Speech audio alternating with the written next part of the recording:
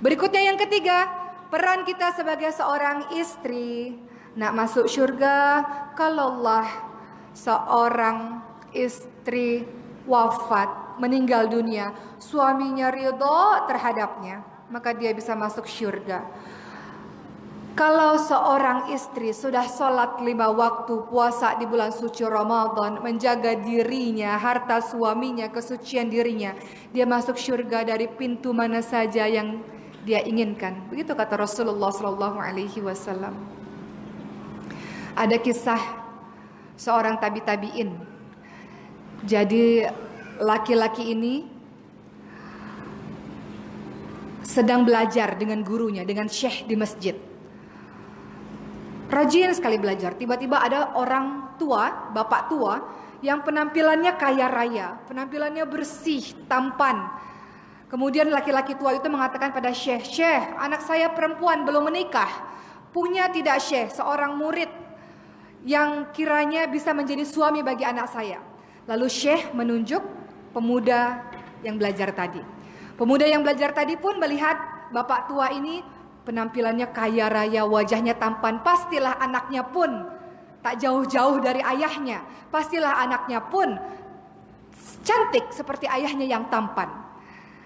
Akhirnya syekh tersebut mengatakan, "Kau mau tak menikah dengan anak perempuan dari bapak ini?" "Mau syekh," kata sang pemuda tersebut. Akhirnya dinikahkanlah di masjid itu.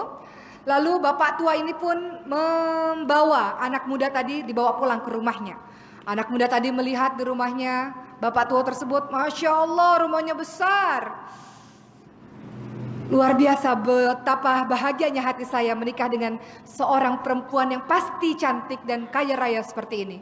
Ketika masuk ke dalam kamar, maka alangkah terkejutnya pemuda ini, karena ternyata perempuan tersebut adalah perempuan yang memiliki begitu banyak aib.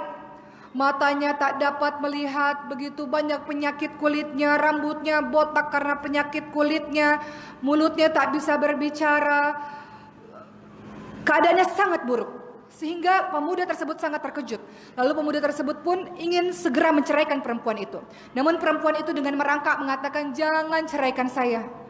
Tolong jangan ceraikan saya. Saya hanya ingin mendapatkan syurga dengan menikah, dan kalau suami ridho, saya bisa masuk syurga dengan ridho dari suami. Kau tak mau berdekatan denganku pun tak apa, tapi izinkan aku melayani sebagai seorang istri semampuku." Sampai seperti itu teman-teman sekalian. Maka beruntunglah, bersyukurlah bagi kita yang sudah bergelar menjadi seorang istri dengan ridho dari suami, maka kita bisa wafat dengan tenang. Bisa wafat, bisa kembali kepada Allah dalam keadaan masuk kepada syurga Allah. Wanita yang salihah, istri yang salihah seperti apa teman-teman sekalian? Kembali dalam surah An-Nisa ayat 34. Di dalam surah An-Nisa itu ada dibicarakan mengenai fungsi laki-laki dan fungsi perempuan. Dimulai dengan kalimat a'udzubillahi minasyaitonirrajim. Ar-rijalu qawwamuna 'alan nisa, untuk laki-laki. Ar-rijalu qawwamuna 'alan nisa'i bima faddalallahu ba'dahum 'ala ba'di wa bima anfaqu min amwalihim. Seorang laki-laki adalah qawwam, adalah pemimpin, pelindung bagi perempuan. Allah lebihkan dia dibanding dengan perempuan, dan dia punya kewajiban untuk menafkahi perempuan.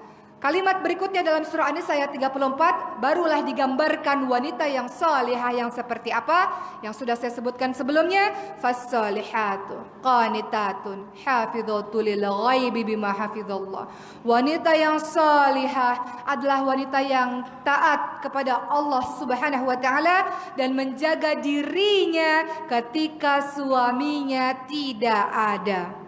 Menjadi wanita yang salihah maknanya saat engkau taat kepada Allah, engkau merasa perbuatanmu diawasi oleh Allah Subhanahu wa taala. Ada suami, tak ada suami, tetap kau akan melakukan perbuatan-perbuatan yang baik. Adapun wanita-wanita yang tak beriman, yang tak salihah, di depan suaminya baik, suaminya tak ada, dia menjadi liar dan tak baik. Dia tak menjaga kehormatan dirinya, dia tak menjaga dengan siapa dia berkawan, dia tak menjaga harta suaminya. Namun Allah ingatkan bahwa wanita yang baik, dia taat pada Allah. Allah katakan, kena lakukan ini dia lakukan, kena lakukan itu dia lakukan. Taat kepada Allah. Orang-orang yang taat kepada Allah, dia akan taat pada suami. Semuanya kita harus taat kepada suami selama suami tidak memerintahkan kita kepada kemaksiatan, teman-teman sekalian. Suami kata buka tudung, tak boleh kita ikut. Sebab dalam surah Al-Ahzab ayat 59 perintah Allah adalah berhijab. Yudanina alaihina min jallabibihina dzalika adana ayurafna fala yudain. Al-Ahzab ayat 59 kalau saya tak salah. Silakan dibuka. Ulurkan jilbab, tudung ke seluruh tubuhmu supaya kamu mudah dikenal sehingga tidak diganggu. Itu perintah Allah. Kalau suami katakan buka tudung, tak bagus, tak cantik, tak bolehlah kita patuh kepada suami. Semua kita harus patuh, kena patuh pada suami. Tapi selama suami sejalan, seiring, sehaluan dengan perkataan Allah Subhanahu wa taala. Ketika suami melakukan atau mengatakan, mengucapkan kalimat-kalimat yang dilarang oleh Allah, tak payah patuh. Tidak ada ketaatan dalam kemaksiatan, teman-teman sekalian.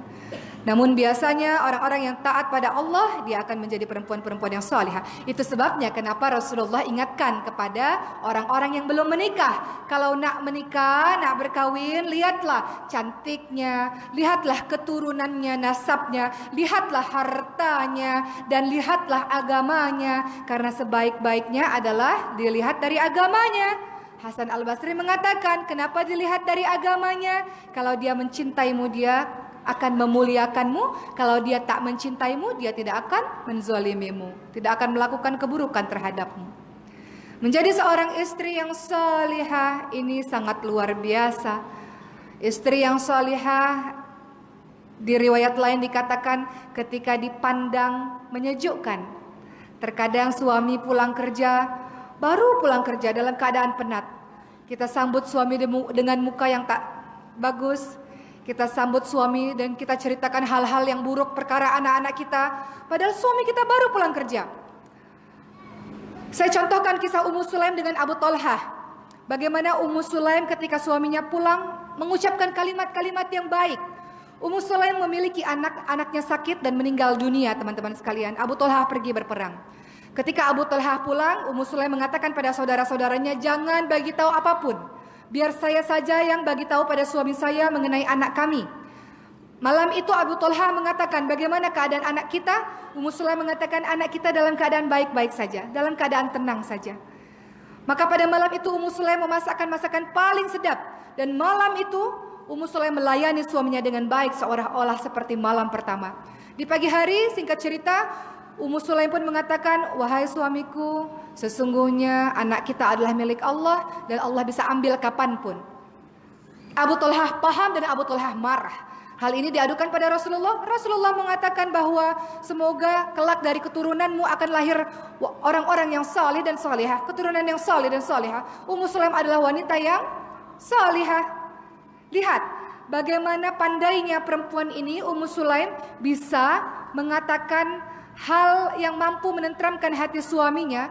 Beliau pilih kalimat-kalimat yang baik kepada suaminya. Beliau tahu ketika suaminya dalam keadaan penat, dalam keadaan tengah pulang berjuang, tak bolehlah bagi berita buruk seketika.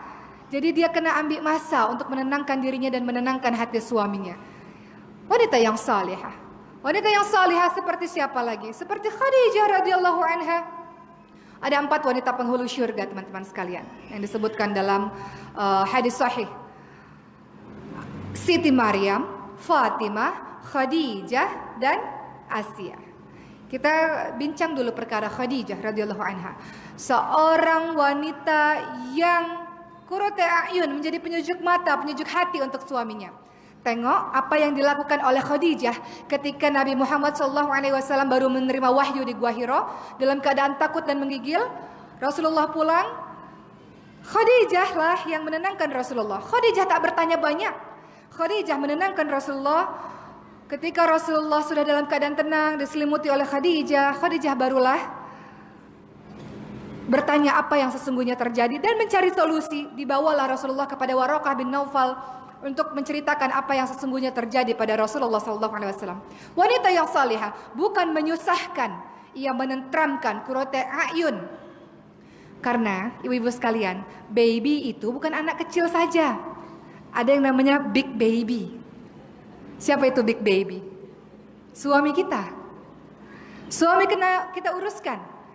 Oleh karena itu seorang istri kenalah jadi penyejuk mata, penyejuk hati yang menenteramkan kita. Contoh Khadijah radhiyallahu anha, dan bukannya menambah masalah tapi menjadi pemecah masalah, dalam artian membantu suami dalam menyelesaikan masalah yang dia hadapi. Seperti Khadijah yang menyelesaikan masalah dari Rasulullah sallallahu alaihi wasallam, mencari solution dari sebuah permasalahan. Seorang istri luar biasa, Masya Allah. Kalau kita lihat istri lain, Asiyah yang disebutkan sebagai wanita-wanita penghulu syurga. Asiyah istri yang salihah, namun suaminya adalah Fir'aun. Tapi masih tetap kokoh dalam akidahnya, masih tetap baik dalam agamanya, cinta pada Allah luar biasa. Suami kita bukan Fir'aun, ibu-ibu sekalian. Kenapa tak sabar? Asiyah suaminya Fir'aun, sabar. Sampai Allah akhirnya membuatkan rumah di syurga bagi Asiyah. Suami kita bukan Fir'aun, tak sejahat Fir'aun. Kenapa tak sabar dalam menghadapi suami? Kalau ada permasalahan rumah tangga, saya nasihatkan untuk diri saya sendiri. Allah katakan apa? Ista'inu bisabri wassalah. Minta pertolongan pada Allah dengan sabar dan dengan sholat. Banyak orang-orang punya permasalahan rumah tangga, dia upload di sosial media, dia publish di sosial media. Dia ceritakan masalah rumah tangga dia pada orang lain. Banyak seperti itu. Kenapa engkau lakukan itu? Hunna libasul lakum wa antum libasul lahun. Kita dan suami seperti pakaian, saling menutupi aib satu sama lain. Engkau membuka aib suamimu sendiri, maka engkau sedang membuka aib dirimu sendiri. Engkau katakan pada orang lain, engkau ceritakan pada orang lain, suamiku, suami yang buruk, suami yang pelit, suami yang semua kata-kata buruk. Kita gunjingkan suami kita. Sesungguhnya engkau tengah membuka aib dirimu sendiri. Ingat kisah Nabi Ismail alaihi salam. Ketika Nabi Ismail alaihi salam pada saat itu memiliki seorang istri yang suka membawang. Nah, saya tahu bahasa sini kan, suka membawang. Nabi Ibrahim alaihissalam datang ke rumah anaknya Nabi Ismail alaihissalam. Nabi Ismail tak ada di rumah, hanya ada istrinya saja. Nabi Ibrahim katakan, bagaimana suamimu? Istri tersebut tak tahu Nabi Ibrahim adalah ayah dari Nabi Ismail alaihissalam. Suamiku itu miskin, suamiku itu buruk, suamiku itu tak baguslah, suamiku ini itu. Semua kalimat-kalimat buruk disampaikan pada orang lain. Maka apa kata Nabi Ibrahim? Katakan pada suamimu, kalau suamimu sudah pulang nanti, ganti pintu rumahnya, ganti pagar rumahnya. Setelah hal itu diucapkan kepada Nabi Ismail pun paham bahwa Nabi Ibrahim ayahnya menginginkan Nabi Ismail menceraikan istri yang suka membawang, istri yang suka bergunjing, istri yang suka membuka aib keluarganya sendiri, tak bisa menjaga lisannya. Rasul katakan, man kana yu'minu billah wal yaumil akhir falyakul khairan aw liyasmut. Barang siapa yang beriman kepada Allah dan hari akhir, hendaklah dia berkata-kata yang baik atau diam. Nanti kalau mertua tanya, macam mana rumah tangga? Alhamdulillah baik bu, alhamdulillah baik ayah. Walaupun dalam hati kita tak baik lah keluarga kami nih, banyak masalah lah bu. Tapi kalau masih bisa dihandle, tak payahlah kita membawang cerita pada siapa-siapa perkara rumah tangga kita. Sebab suami istri adalah pakaian, saling melindungi, saling menutupi aib satu sama lain. Berbeda kalau kita punya masalah dan kita menginginkan solution, kita ceritakan pada orang yang memang sekiranya bisa memberikan solution, bukan membuat api menjadi besar. Jadi hati-hati untuk perempuan-perempuan yang suka membawang. Pada akhirnya Nabi Ismail alaihissalam mengganti dengan istri yang baik. Nabi Ibrahim datang lagi. Nabi Ibrahim datang dan berkata kepada istri tersebut, istri yang baru ini, bagaimana suamimu? Alhamdulillah suami saya baik. Alhamdulillah suami saya menjadi imam yang hebat untuk saya. Penuh dengan kata-kata syukur. Inilah perempuan-perempuan yang hebat. Kalau ada masalah, perempuan yang salihah, Allah katakan sabar. Lihat Asiyah, tengok Asiyah, sabar. Kemudian minta pertolongan pada Allah dengan sholat. Sholat adalah waktu terbaik kita untuk bercakap-cakap kepada Allah Subhanahu wa ta'ala. Wudu, sholat, menangis sepuas-puasnya di hadapan Allah. Allah yang berikan permasalahan, Allah berikan jalan keluar. Kalau kita ceritakan pada orang lain, belum tentu orang lain mampu memberikan solution kepada kita. Sehingga seorang perempuan yang salihah hari-harinya adalah hari-hari yang penuh dengan menjaga kedekatan hubungannya dengan Allah Subhanahu wa taala. Begitu pula kita lihat ada penghulu wanita syurga lainnya, ada Siti Maryam, ada Fatimah. Kita lihat bahwa Fatimah juga merupakan wanita yang salihah, menjadi ibu rumah tangga yang hebat yang tangannya sampai melepuh-melepuh. Kemudian sempat meminta khadimat, asisten rumah tangga kepada Rasulullah. Rasul katakan, berzikir saja wahai Fatimah, itu jauh lebih baik daripada seorang budak. Jadi ketika ibu-ibu mengerjakan pekerjaan rumah tangga penat, berzikir saja. Ibu masak nasi, ibu gosok baju, ibu mencuci baju, membersihkan rumah. Iringi kalimat dengan zikir, jangan dengan lagu-lagu yang tidak ada manfaat dan tidak ada faedahnya. Di hari akhir nanti kedudukan kita di syurga, derajat kita ditentukan seberapa banyak ayat-ayat Al-Quran yang kita baca dan kita hafalkan selama di muka bumi. Allah akan katakan baca, naik lagi, baca dengan tartil sebagaimana engkau membacanya di dunia. Sampai derajat kita yang paling tertinggi, barulah Allah katakan berhenti. Disinilah derajat syurgamu, syurga tertinggi. Jadi banyaklah berzikir kepada Allah Subhanahu wa taala, banyaklah murojaah melantunkan ayat-ayat suci Al-Qur'an. Ketika kita masak, ketika kita gosok baju, ketika kita layan suami, ketika kita layan anak-anak, mulut kita ini tak lepas dari zikir. Atau banyak-banyak beristighfar kepada Allah Subhanahu wa taala. Dengan begitu, maka seluruh apapun yang kita lakukan akan bernilai ibadah. Ingat bahwa ketika kita mengucapkan kalimat-kalimat di dalam Al-Quran, satu huruf bernilai satu kebaikan bernilai 10 pahala. Alif lam mim bukan satu huruf. Alif lam mim itu ada 3. Alif, lam, dan mim. Alif satu huruf, satu kebaikan, 10 pahala. Lam satu huruf, satu kebaikan, 10 pahala. Berlipat-lipat ganda pahala yang bisa kita raih. Ibu rumah tangga bukan pekerjaan ringan, pekerjaan yang tidak ada masanya, 24 jam. Terkadang menjadi manajer keuangan, terkadang menjadi babysitter, terkadang menjadi chef, dan lain-lain. Seorang ibu rumah tangga adalah pekerjaan yang dahsyat luar biasa dan mendapatkan pahala yang hebat, apalagi apabila diiringi dengan zikir demi zikir. Fatimah mencontohkan kita untuk senantiasa berzikir ketika melakukan pekerjaan-pekerjaan rumah tangga. Itu adalah seorang istri, teman-teman sekalian. Pun seorang istri jauh-jauhilah diri dari prasangka-prasangka yang buruk. Biasanya kalau orang-orang yang baru berkahwin, orang yang baru menikah, suuzon luar biasa. Dia tengok, dia cek handphone suaminya.